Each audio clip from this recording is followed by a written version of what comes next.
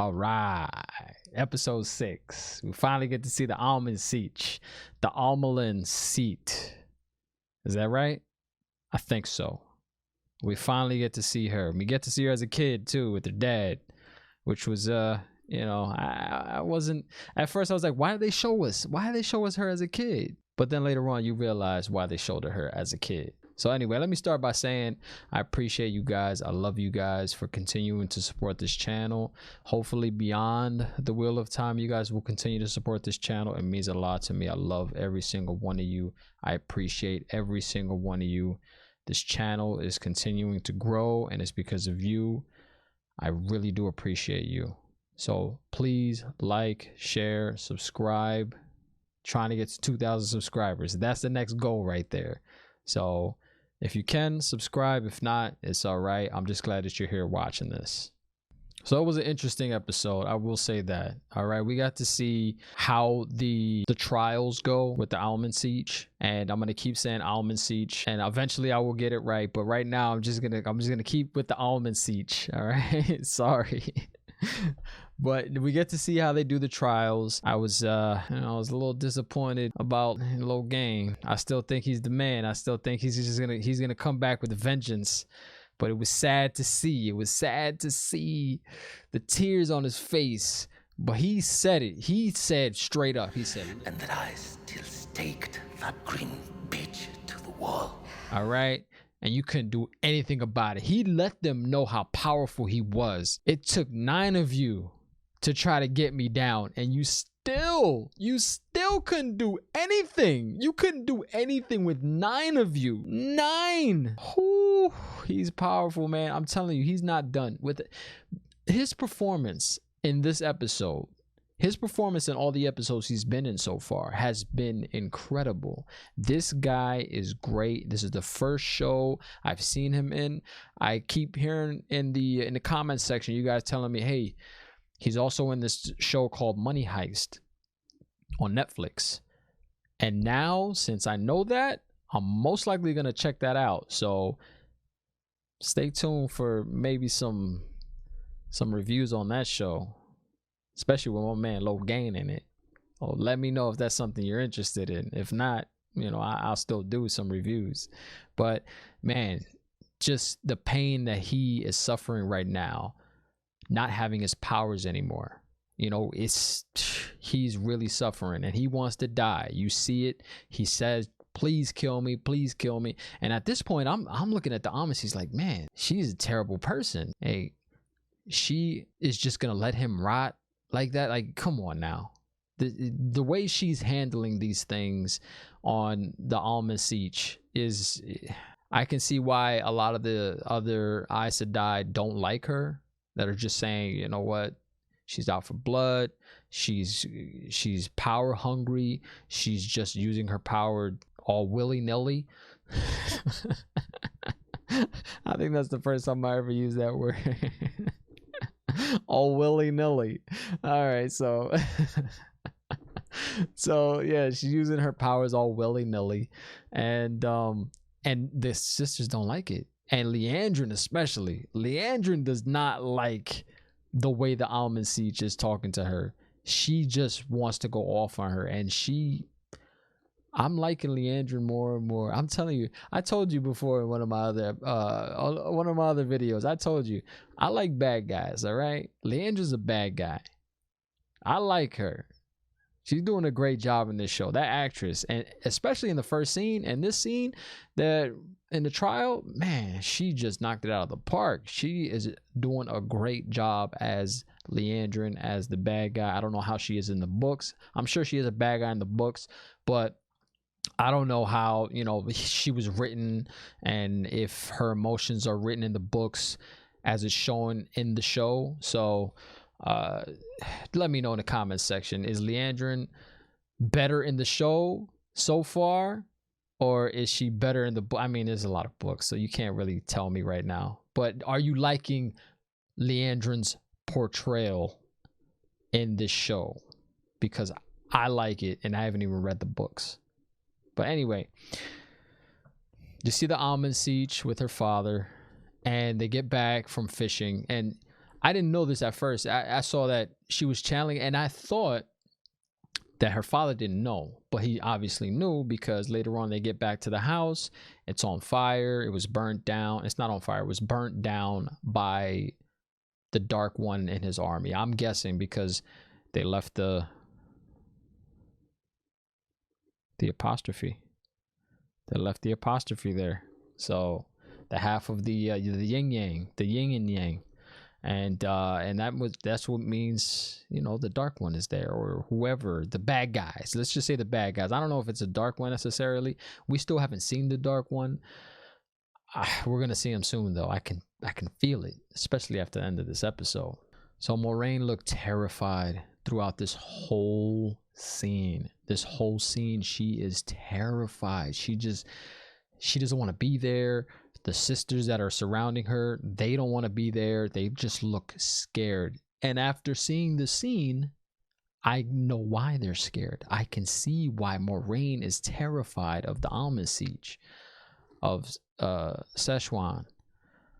She is terrified of Szechuan. So, man, this Szechuan lady, the Almond Siege, she's a terrible person. What she did to LOGAIN, I'm telling you, LOGAIN's gonna get his revenge. Mark my words, all right? LOGAIN is getting his revenge. It's coming. It might happen in the later seasons, but it's going to happen. I'm telling you right now, it's going to happen. They're just going back and forth at this trial. That's one thing I liked about this episode, the back and forth during the trial. Man, it was a good scene. It was a good scene. All right, them just going back and forth. The colors, just the red and the blue and the green, just going back and forth, and they don't like each other. It seems like Moraine only has one friend, and that's the green girl that's next to her. That's the only one. And I apologize, I forgot her name, but that's her only friend. Everybody else, they're all against each other, all of them. Red hates blue, blue hates red, red hates yellow, yellow hates blue, yellow hates red. It's just a whole thing. It's crazy, the politics in the show. It's like real life. It's like real life. So man, it was a good scene. It was a good scene seeing how Moraine was scared, and then the other sisters were scared. Then they started arguing back and forth, and they didn't want to take each other's sides. They just wanted to throw everybody else underneath the bus. That's how it is. Politics. This was, I found interesting, of course, because Moraine doesn't want to tell the Almond Siege what she's been doing outside of the tower for 2 years. 2 years she's been outside of the tower, and she doesn't want to say anything to her. Nothing. The Almond Siege asks her again. She says absolutely nothing. She says, I don't want to tell you. And Moraine got some secrets. We get to find out one later on in this episode. But Moraine is hiding some stuff beyond what we see in this episode later on, and I want to know more about the secrets. I want to know more about what she is hiding inside, why she didn't want to open up about what she's been doing for 2 years. Moraine finds Matt and Rand. Her and Lan go, and this is the part where I thought Tom was going to come in, but I was wrong about that. I was very wrong about that. So Tom did not show up in this episode, which is unfortunate. I hope we get to see him later on in this season still. Hopefully we don't have to wait till next season to see him again, but I don't know. But yeah, Moraine and Lan go in. They find Matt. They find Rand. Rand is trying to protect Matt because he thinks that she's going to kill him or take whatever powers he thinks that he has away, and then just make him like LOGAIN is. And she finds the blade. She calls him a stupid boy. And this was another good scene in the episode where she takes the curse out of Matt and puts it back in the blade. Lan wraps up the blade in a blanket. The blade is going to come into play later on, I think. That's my prediction. It's going to come back later on. So Moraine says that curse should have killed Matt. It should have killed him. But it didn't, because there's some type of power that he has that was keeping the curse from killing him. And Moraine doesn't know what it is. But she also says that if he comes in contact with the blade again, she doesn't know what's going to happen. So that's why I said the blade is probably going to come back into play sometime later on. I don't know when, but I have a feeling we haven't seen the last of that blade, the cursed blade from Shadar Logoth. I think I nailed it. Moraine is also keeping the group separated. Like, she does not want them together yet. We see that later on, of course, they reunite at the end of the episode, but they do not see each other till then. Moraine is just keeping them separated. I don't know why, but she is. Also, you get one of the other blue sisters coming up to Moraine and telling her about all this bad stuff that's been happening. She says about the Trollocs attacking other villages. She says something about the Aiel. The Aiel are coming. The redheads are coming. They are coming, and Rand is one of them too. He is. I'm calling it right now. His mom was one. His mom was an Aiel. I'm calling it right now, baby. I'm calling it. Yes, he was an Aiel. He is an Aiel. She was an Aiel. His mother.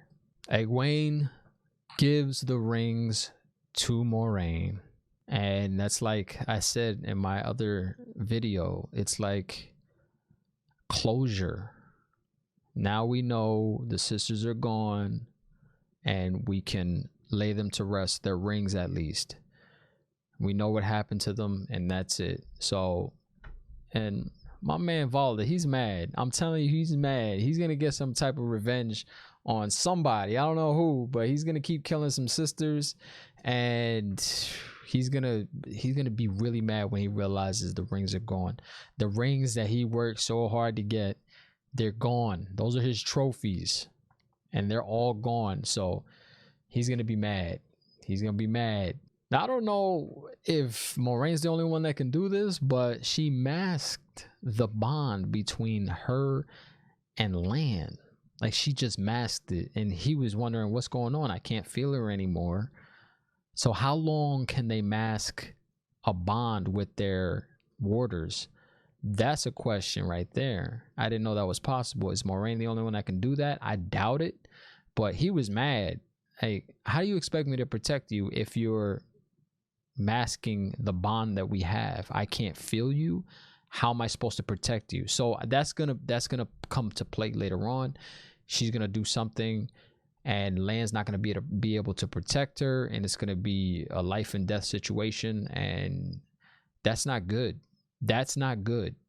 You should not be masking your warder. They're there to protect you.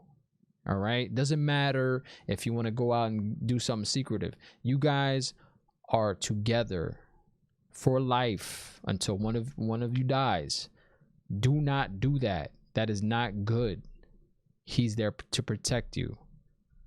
If you're weakened and you're masked, what are you gonna do? Nothing. You can't do anything. So Lan leaves the room, and then he says, well, before he leaves, he says, give her my love. And I'm wondering what's going on. What is going on? All right, then she opens the picture. I thought she was gonna jump in the picture like Super Mario 64. And when she does, you see the Almond Siege, Szechuan. And as soon as that happened, I knew what was going to happen. So that's the secret. That's one of the secrets that Moraine has been hiding from everybody except for Lan. Lan is the only one that knows. So, they start talking. Then they start doing whatever behind the scenes. And then that's when they start talking about the dragon. Moraine tells her that she has found 5 potential dragon reborns. 5. She doesn't know which one it is. She feels like she's more confused than she was before. Then the Almond says to Moraine, I've been having some dreams about the Dark One, and he's weakened, and we need to go attack him now. You need to take the 5 and go. You need to go and attack him while he's still recovering and he's weak. And Moraine hesitates. She's like, I don't want to get anybody killed. They're not ready. And I understand, of course, they're not ready. They don't even know how to harness their powers. They don't even know. Some of them don't even know if they have powers. What's going on? You're just gonna take them in all willy-nilly again without training. It's hard. So yeah, that's why now we know why she's so hard on Moraine. That's why she is the way she is towards Moraine, because she doesn't want to play favorites. She needs to lay down the law, and they need to keep this a secret, so she can't go soft on Moraine because they're doing this behind the scenes. So Moraine's not playing around anymore with this Leandrin. She tells her straight up, listen, I know about the dude. I know about the dude you've been messing with down by the lake. I know the dude. So you either stop doing what you're doing, or I'm telling your Red Sisters. And you know what the Red Sisters are going to do to you. And Leandrin looks scared. She's like, all right, you know what? Let me take a step back. All right. I was just joshing with you, Moraine. I was just joshing. All right. You don't have to do anything. All right.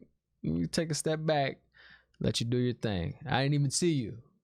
You weren't even there. You weren't even here. All right. Go ahead. So then Moraine takes Nynaeve and Egwene to see the Almond. And Nynaeve is just, she doesn't want anything to do with anything that has to do with the tower. Nothing at all. Egwene, she's different. She is being very respectful. She feels like she can, she can get used to this being in the tower. She's being very, very respectful and listening and actually paying attention to what the Almond is saying. But Nynaeve is just like, nah, you know what? I don't want to be here. You can't force me to be here. Let me go. Let us go. But the Almond says, nah. The wheel wants you. It's done. That's it. You're part of the wheel now. You can't do anything about it. That's it. So this is all part of the plan. The Almond exiles Moraine from the tower. Says, you cannot come back until I tell you to come back. This is part of their plan that they have behind the scenes to take the 5 and go get the Dark One. And this last scene was good. This was a good way to end the episode, because the battles are coming. The Dark One is coming. It's about to get really real in this show. We had 2 episodes where nothing really was happening. Not too much was happening. This one was probably my least favorite episode. It was, it was a couple of good scenes, but this is just the first season. Of course, this is just the first season. We still have 2 episodes left. And this Oblivion portal we see them walking into, man, this is going to be a great episode coming up. This is going to be a great episode coming up. I can feel it. I can feel it coming. Matt is scared. They're all scared. They see what's beyond this gate. And man, I would be scared too. Look, it's a bunch of darkness. Like, really? You're going to take us into this darkness, all right? We have not trained. We don't know how to fight. We have powers, but we don't know how to use them. So this is irresponsible of Lan and Moraine.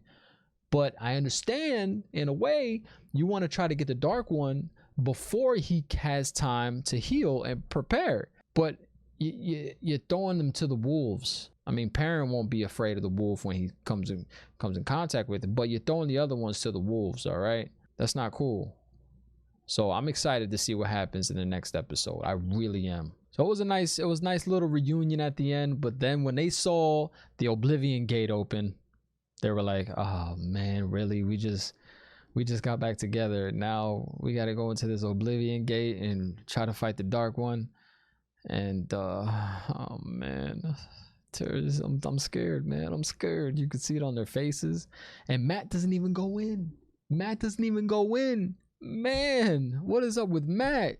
I understand you're scared, man. He is scared. He just went through the curse, and now you're throwing him back into a place where more danger. Man. So it looks like he's just stood behind. He didn't even try to run in. He was just like, you know what? I'm good, man. You guys go ahead. Let me know how it goes. All right. I'll have dinner here waiting for you when you get back. Yeah. So I'm excited for the next episode. This episode, but there was some good scenes. I will say that this episode is just a bridge to get us to the next episode. The next 2 episodes are going to be, I can feel it, action-packed. Scary stuff is you're gonna see some scary stuff. I mean, just look at that Oblivion Gate. This is scary stuff in Oblivion. So this was just a bridge to get us to episode 7. I cannot wait for next week. Please, if you haven't yet already, subscribe. I really do appreciate it. 2,000 subscribers is the next goal.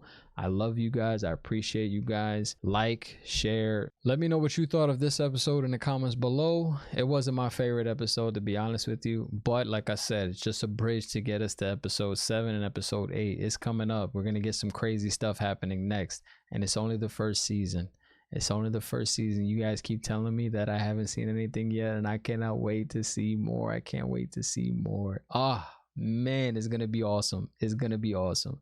So I'll be doing my rewatch video and my breakdown of my rewatch later on this week. So subscribe for that. Turn on the notifications. I'll be doing that soon. Trying to find little things I missed on my first watch. I'll be starting my live show sometime soon. I don't know when. I might start it after the next episode, after episode 7. I just have to work out a few kinks and figure out how to actually stream on YouTube. I still don't know how to stream on YouTube.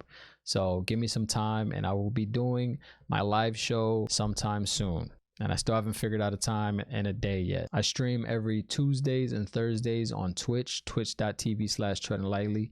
The link is in the description below. I'm on Twitter, TikTok, Instagram. All those links are in the description below.